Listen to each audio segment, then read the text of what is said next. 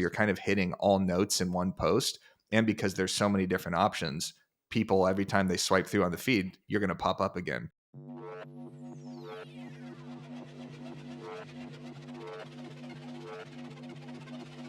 Ladies and gentlemen, welcome to the Walkthrough, the most underrated, valuable marketing podcast in real estate history. I am 𝐿𝐸𝐸, aka the Broke Agent, aka Dr. Clickstein, Jason, because I have an MD in capturing attention and getting clicks. Plus, I'm Jewish, hence the Stein at the end of the name.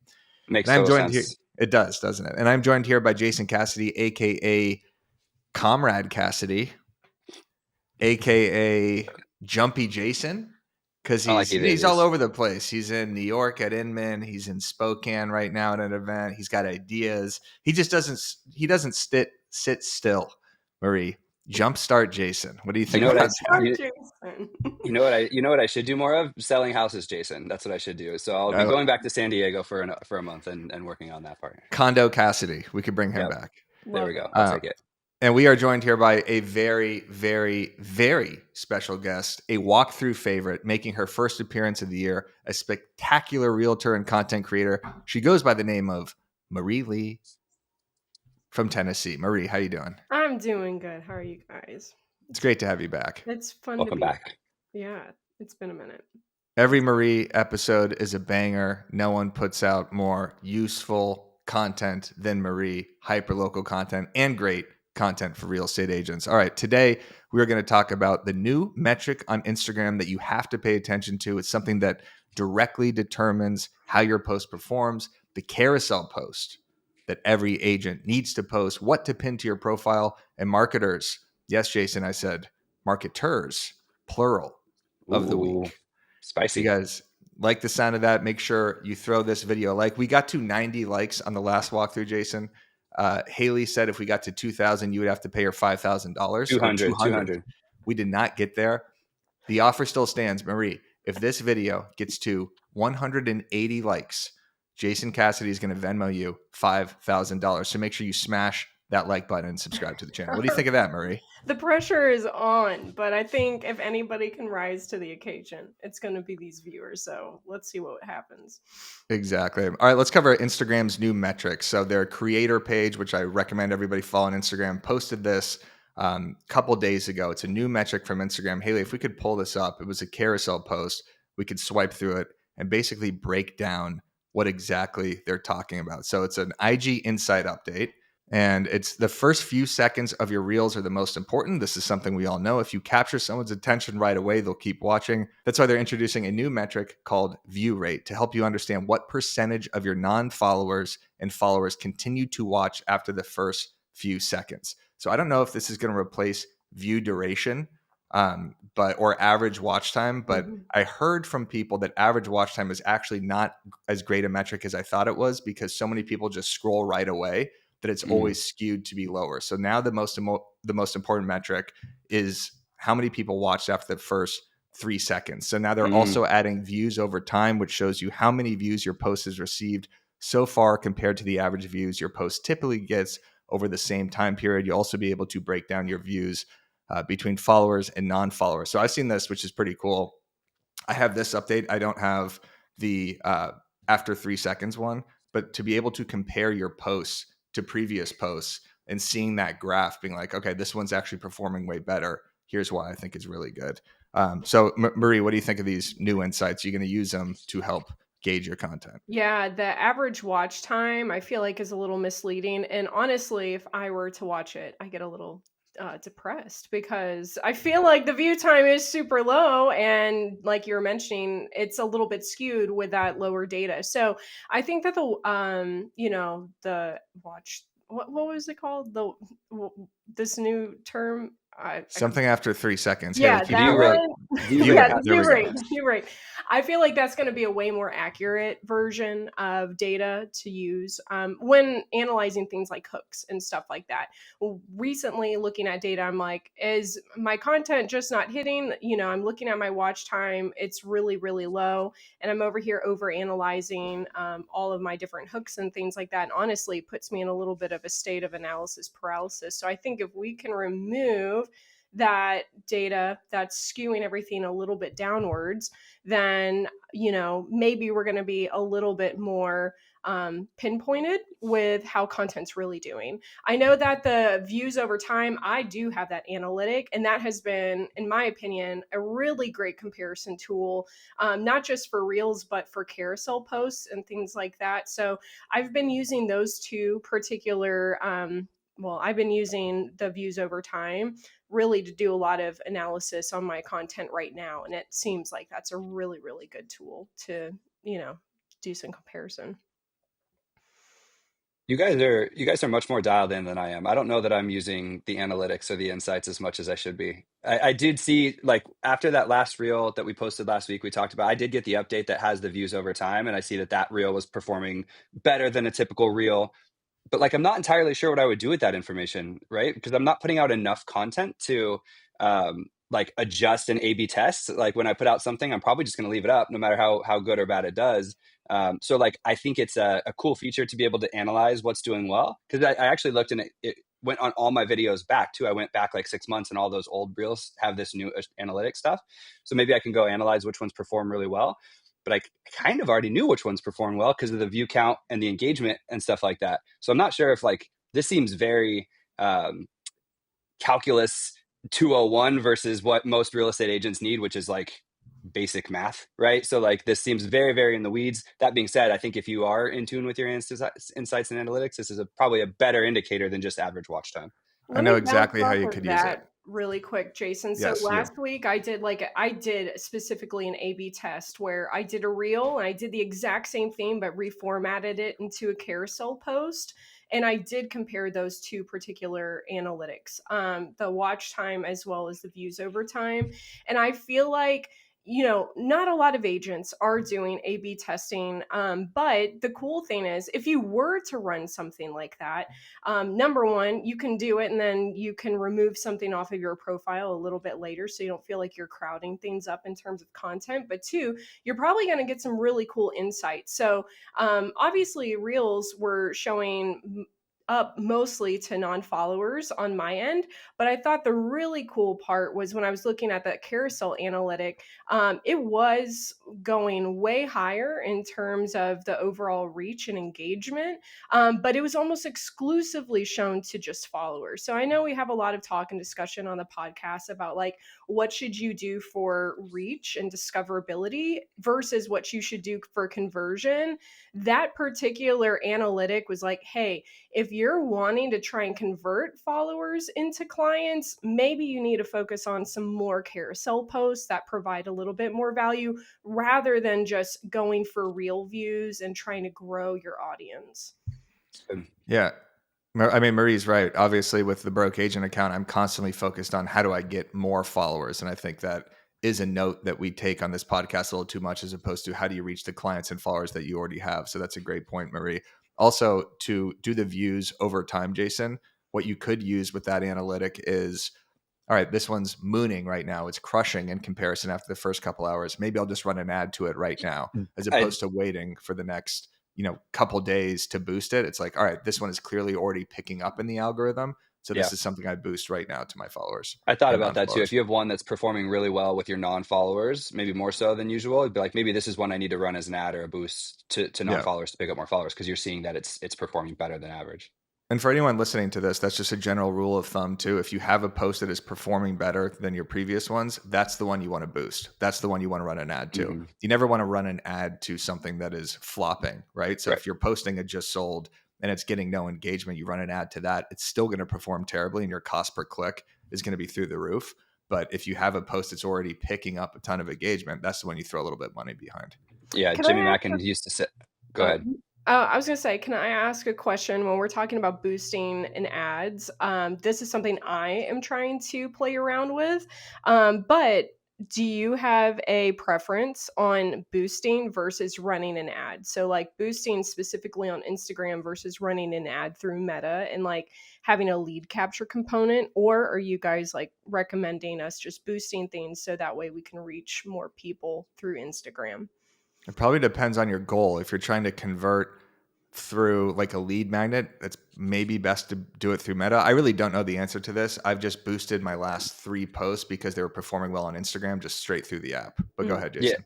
I would recommend doing it through Meta directly and creating the ad Okay. and then using the content. The reason being too is twofold. One is obviously you have more targeting features when you do it through Meta, specifically on the back end. But then secondarily now with the way that the the App Store works, if you're boosting directly through Instagram, you pay a 30% extra clip than you do if you just run it directly through Meta. So Apple App Store, if you boost directly through Instagram, takes a 30% overlay off that ad. So if you're going to run it for 100, you're going to pay 130. Yeah. I know that the browser has really been screaming at me when I've been looking at doing ads lately. It's like, hey, save some money if you do it here. So good Yeah, tip for people. you want to do it directly through Meta, save 30%.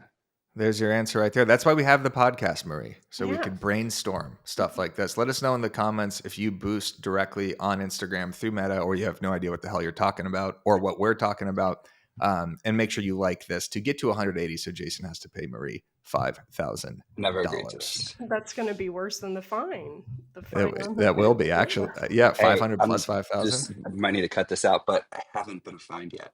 Well, So the let's more go we ahead talk and- about it, we're speaking let's it just into go ahead. existence. Let's go ahead and blast it out again across the internet, Derek. Yeah. For those of you just tuning into this episode, Jason posted a pre-listing video. In contrast to clear cooperation, right? That he might get a $500 fine from doing this, but the video absolutely crushed. But so far, no one has recognized it yet. Hold on. Let me check my email. Yeah, still nothing. We're still No good. fine. Okay. No All fine. right. Well, we'll keep bringing it up. All right. Topic number 2. Anytime you want to get content or inspiration ideas, Jason, if you're a real estate agent, go to Marie Lee's profile at Totally. Moving to Tennessee. Go follow her. Just the amount of variety, whether it's reels, it's personal content, it's carousels, it's about her listings, about her market, hyper local. Seriously, it's one of the best accounts that you could possibly follow. This is a carousel post that all real estate agents should try on Instagram. Marie, why don't you walk us through this carousel post? Explain what you were doing here. Let's start at the beginning, Haley. And then you made this directly on Instagram, correct? Yeah. I'll walk Okay. you through like the Yes. how-to and everything. So, Coffee and Contracts team has been really delving into like what's performing and what's not. And I feel like we've realized over educational content is just not hitting like it used to. So Mhm. we've all been playing around with, more personal content, but how can you take that personal content and spin it into a way that relates to business? So it's not just like, here's my matcha latte and I'm running to TJ Maxx, but it's actually showcasing that you actually are still selling real estate. So this particular carousel post, I'm trying to show what have I been doing. And I have uploaded all of these into stories and then used the text feature in stories to lay out all of the text. Once I did that, I just hit the download button and then formatted this as a carousel post. So I'm over here talking about relocation trips as my number one slide, just because like that's the primary business that I'm doing and what I've spent the most time on within the last month. Then I thought, hey, it could be fun after talking about something businessy to show something fun. So partnered up with another coffee and contracts agent who's local in my market, Erica Richmond. We did some content planning. Wanted to showcase like a little almost case study for a home buyer that we did a consult for like last week and is already under contract and will close in under 30 days. Like just to give an idea that things are, could move relatively quickly if they wanted. This one, I was showing some homes in a neighborhood and got invited to a surprise party for a past client. So I thought it was really fun to showcase, people getting to live in their home after they've already closed and what that might look like. This one, I'm trying to showcase some off-market inventory. So I partner with a builder rep who was showing me off-market properties. We ended up securing a contract for a home that was never advertised on the internet. We ended up saving them over $800 a month on their mortgage just with some pre-market negotiations. This one, we're talking about some new construction deals that we're working with, trying to showcase to people, my ideal clients who are relocating, hey, you can relocate and build new construction and not be here. I'll be your eyes and feet on the ground. just showcasing some of the locations where those people are coming from. This one I'm trying to get some agent to agent connections with. So I'm talking about how I'm using coffee and contracts trainings, and like getting to show the behind the scenes of that. So this was an actual clip from that training.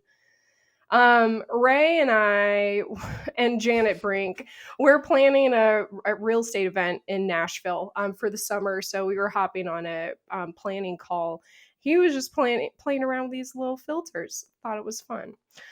And I'm trying to showcase people outside of digital marketing. What other traditional marketing methods am I using? So, trying to showcase a little variety here.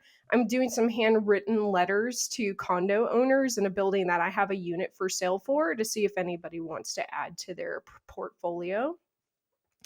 And this one, I've been having a lot of conversations with agents about Reel recently and just trying to showcase like the behind the scenes of what that conversation looks like. So kind of like a Q&A session, an onboarding session, and the people who I have been talking to. So that way, if somebody resonates with those posts, they're probably going to be more likely to take action or reach out. Marie, go back one. Mm-hmm. Is that actually B-roll of you having a conversation, or is that you acting as if you're having the conversation? I always wondered with yeah, these. this one's actual conversation. I was So gonna Your say, it looks like you're hand dialed right gestures there. are very dialed. I mean. yeah, I am a little elaborate with the hands. I kind of feel like that Ricky Bobby moment, Talladega Nights, where I don't really know what to do with my hands, and if I'm not making magical waves, they're just gonna slowly start going to the top of the screen. Got it. I So, I think mean, this is this is just fantastic. this is great. I mean, just the Yeah. B-roll of you doing the handwritten letters, the conversations, everything about this. Keep going. I'm stealing this idea. Go for it. This is such a really smart way. Life lately in real estate and the organic nature of the post too, because you created this on Instagram stories. By the way, you could add captions on an Instagram post now too, like it's a meme. So you could add captions directly through Instagram. Mm-hmm. So you could do this on the app. But this is a like almost Gen Z way of posting. Mm-hmm. This is how Gen Z posts, where they upload 20 pictures to a carousel. Yeah. And Photo it's dumps. raw and it's Yep. authentic and it's not all of this, highly curated, polished, videos that people are posting in real estate. This is just, here's behind the scenes. Here's a housewarming party that my clients threw. Here's traditional marketing. Here's what I'm doing agents to agents. So you're kind of hitting all notes in one post. And because there's so many different options, people, every time they swipe through on the feed, you're going to pop up again. I just thought it was brilliant. Any agent should try to replicate this carousel post. So instead of doing a just sold carousel of all the things you've sold, incorporate other stuff that's happening in your life, that's happening behind the scenes, that's happening as you're setting up for this content. I think it was really good. This is so carousel posts we already know work because you get seen you 2 or 3 times in the feed. If someone skips the first one, it'll show, then the next one will be the video that which you showed next, which could capture them, right? So you have 2 or 3 chances to capture. Secondarily, I think on the third slide where you had a picture at the coffee shop and then there was a phone in there, at the very bottom, you had your coffee and contracts guide and it said B-roll video guide. And so like, this is proof that you are doing the coffee and contracts work of capturing B-roll throughout your day. And you probably, would be my guess, have a folder in your phone that just says B-roll that you just save all your photos to or videos to, right? And then you can use them for this. Later on. So this is obviously executing the coffee and contracts script at a high level. And then lastly, you're showing the behind the scenes, the proof over promise, as we hear a lot. But like you showed on the buyer consult, you showed your laptop, which said home buyer consultation. So you're seeing, people are seeing exactly like through the voyeur lens of what it looks like to work with you, because they see what your home buyer consultation looks like on a laptop. I think it's fantastic. It's so good. Everything you're doing is really, really good. Thanks. I feel like I've realized that not polished content's doing very well. And I think I've seen a lot of people shift away from posting real estate content on my feed. They're posting things like day in the life, or get ready with me, but it doesn't necessarily translate to like, hey, I'm a hardworking realtor. It's like, I'm going to go show a home and then go do XYZ. And I feel like if we're really trying to showcase our value, like what should we be highlighting? The fun, flexible schedule of an agent who might not be closing more than 3 homes a year, or the behind the scenes work of setting up for appointments and things like that. There was something in that post for everyone. This is the exact post that every agent should do to start the new year, I think. Just life lately in real estate, behind the scenes, client footage, agent to agent, events, just everything that you were going through. I thought that was a brilliant strategy. And then there's another brilliant post I saw on your page, Marie. And guess what? What? Jason, this might get us a copyright strike, but I think it's worth playing anyway because this just hit home to millennials watching this post. Yo, Pen, you ready? Yeah. Man, let's lock it low. Yeah. Yo, Pen, you ready? Yeah. Man, let's lock it low. Yeah. All right, so yeah, keep it up and mute it. So it says if you get flashbacks to high school football games when this song comes on, so you're hitting the exact demographic without saying, "Hey, millennials." And then what does it say, Marie? You're officially the age of the average first-time home buyer.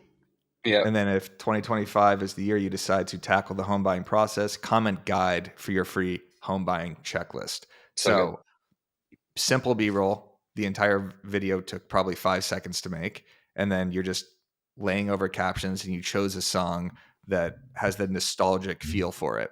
So anytime I do a post about millennials, I do try to do that same exact thing where I'm pulling something from 2008, 2006, a T-Pain song or something that I was driving around in my Honda Accord with spinners, Jason. Were they 22s? My ride. No, I'm kidding. I didn't have spinners. Yeah. So you could do this too if you didn't do the song. I've seen that where it's like if you watched Boy Meets World on Friday night, it's time to schedule your colonoscopy or something like that, right? Because you're scheduling something that happened when you were growing up. Because if you're 40 years old, 39 in my case, like you have a lot of 39-year-old people that follow you, they're probably thinking about buying or selling a home. So you tie it back to something nostalgic, and then you put the real estate thing on there. That was just a really good quick one. Super, super concise to who you're speaking to, and that usually gets the best, engagement. Did you get any leads from that? Because you did say comment the word guide, so I'm I sure had you a got couple a of few. people who've reached out, and I followed up with a guide and things like that. So I collected quite a few emails from that, but wanted to do another home buyer guide lead post. I did one, where I was lip syncing to Freak a Leak, where I got a lot of people who were commenting guide. So I was like, all right, people are really responding to this. I'm going to try it again, but this time I'm going to try it in a somewhat different format. And so, it's working, not nearly as high of a engagement rate as Freak a Leak, but I think, that just goes to show you how much of an old time classic PD Pablo is. Hey man, what up? This Dominique from Shalo Trailer Park. What's up, Dominique? Let me hear that little song from Little John and PD Pablo. All right, I got that coming right up for you. Yeah. That song was so sick. It was great intro. Yeah, let us know in the comments if you like PD Pablo and Freak League. If you're a millennial watching this, you know what? You could be any real estate agent. Make sure you attend the BAM Pro Bowl on February 5th. This is our free virtual event. We've already had 3,000 agents sign up for it. We have room for 1,000 more. It's probably 900 more because we're getting like 100 signups every couple hours here. Make sure you register right now, bamprobowl.com. There's a link down in the description. We have Sharon, Jared James, Kofi, Tina Call, myself. Have you ever Byron. seen Kofi speak? No, does he crush it? Intense. Yeah. I like hearing him speak. He's good.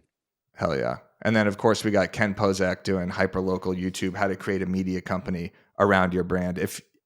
Marie, you spoke at the last Pro Bowl. Yeah, I mean, it was great. I feel like I blocked out that entire day, took so many great notes, and, was worth it. I can't wait for this round to pop up. I mean, Ken, Sharon, I just feel like the value is going to be there no matter who's on stage. Tina's really good too. I like Tina. She's a good follow. Fun fact, Tina Call, our best over ask podcast ever was with Tina Call on scripting and calls. This was a 2021 podcast that Matt and I did. So if you listen to the Over Ask podcast, Tina Call, she's going to be talking at BAM Pro Bowl. Again, this event is completely free. There's going to be entertainment. We're doing another national anthem. It's 3 hours. You don't have to be there for the entire 3 hours, but you absolutely should because there's going to be surprises, giveaways, and nonstop value. BAMProBowl.com. Check it in the description. Second. All right. Finally, Marie, I do want to ask one more thing, actually, because we have you here before we get into Marketers of the Week. Your pin posts on your profile, we've addressed this before, but I feel like you kind of switch them up every now and then. What 3 posts do you have pinned to your Instagram profile? Right now, oh gosh. I mean, I've always got the start here. Next one, I think start here's always going to stay there. The third one, which has been on repeat for several months, has just been my service areas post with the maps of all the different locations that I service. And then the middle post right now I'm showcasing is how I help my clients plan their Nashville relocation trip. And it's me walking through the process of what it looks like to start planning this, and how we go from a really abstract idea into something super concrete with a call to action of, signing up for a discovery call. Hell yeah. So yeah, there you go. Those are the pinned posts you should have on Instagram right there. And don't be afraid to do a start here post out of nowhere again to then pin it to your profile. All right, let's get into the marketers of the week. The first post I want to pull up is just a simple screenshot of a text thread, but I feel like every agent can do this, and it's the perfect way to show proof over promise with clients. And it's just such a simple screenshot. This is from someone, Keys with Kylie. Her name's Kylie. She's an agent out in Canada. And it's just a screenshot from her clients. It says, just saw the video of my house. You look great. The house does too. You guys sure don't waste any time. Thank you. So glad you like it. Kylie says, my phone has been ringing off the hook. Lots of interest so far. And then the client responds, reflection of your hard work. I never saw the house look so good. And this is just easy, right? Showing the experience that your client is going through. If a client is texting you saying how amazing you did, I think that's something you should probably screenshot and post to stories or post to your feed like this. Maybe show a carousel of the emotions that your clients are going through. I think it's better than a closing pick. It's obviously better than a just sold post or something with a giant key. This actually shows you what people are feeling kind of in the trenches with those text messages. Thoughts on that? Better than a testimonial too. Like, I see people Way who are better. trying to put their Google reviews. Like, I would much rather read the raw organic relationship rather than something that's been curated for an online, review platform. 10 out Yeah, of maybe 10. this is a new way. Always way better. This is the new way to post testimonials, just text conversations or just the emails that you're getting from your clients. I think that is far more effective because I see people posting the testimonials and it's such small text and you can't read it and it looks so fake. Even though it's not fake, it's just they're talking about how amazing you are, not saying, hey, the house looks great, or just, really appreciate whatever you did. So There's certain things that do well on social, like when you're like, if you need testimonials on Google reviews or Google My Business, you need them on Zillow or whatever platform you use, but then posting the Zillow review or the Google My Business review to your social never works. I don't know if I've ever seen a good version of it. For social, something like this, where it's a raw screenshot of a text, 10 times out of 10, it's going to be a better play. Or if you can get the client to do like a video testimonial, that's great too. But don't just post the Google review over to social. It doesn't translate for some reason. You could also just post those to stories and then create an Instagram highlight out of it too, just so some people, if they want to see your testimonials. And then Maria, I think in your link tree on your profile, you have testimonials too. So that's another place you could plug it. Yeah. Did you see, I don't think we talked about this on the show. Did you see that Instagram highlights are going away? No? I did. I heard that they were going to be like kind of down on the bottom. So you'll have more of like a collection. I think they're trying to just clean up the bio, which I think is cool. I still think highlights will be a really smart move. Just, the location's going to be a little bit different. They work, right? Like I have this one, it's like my third highlight in or something. It says why real, and I've got this random link for an anonymous thing, and I get clicks on that because I have a high note tied to it, and the high note lets me know in the email when someone opens it. And this was probably 2 years ago, a year and a half ago, and I still maybe once or twice a month get a click on there. I'm like, holy crap, someone came through the highlight, because that's the only place where it is. So like they work. But yeah, they're moving them down to like the bottom, I think. Interesting. Breaking news. You heard it here, folks, everybody. All right. Finally, this is the most wholesome, hilarious real estate marketing I've seen in a while. This agent has gone ridiculously viral. Welcome to my beautiful, you're listening 706. Those have been drive.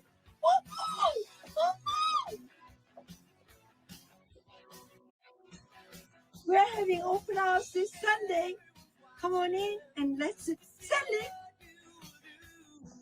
Okay, so that's winner. Bammy. It's great, right? Yeah. Full send. So it's Julie Kim. Go ahead, Marie. I was just gonna say, Julie pops up on my feed every couple of months, and it's the exact same experience every single time. She is so excited for every listing, but she's being authentic about it, and I think that's what makes this great. You know, it's clearly not scripted. This is I want to meet Julie in real life after watching 100 same. Authenticity, we've been preaching this, right? Is like, that's just pure excitement.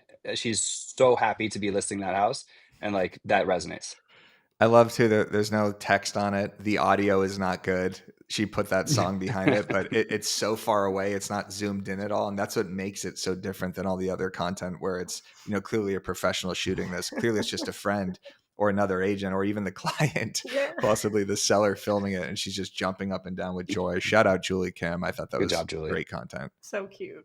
She stands out is what she does. And by the way, if you are looking to stand out from the crowd, Reminder Media is a resource you have to check out. You get your own branded print and digital magazines, email newsletters, and social media content. They deliver these resources to your contacts on autopilot, keeping you top of mind with your database. All you got to do is focus on your follow-up calls and watch referrals and repeat business come in. There's a link down in the description for that.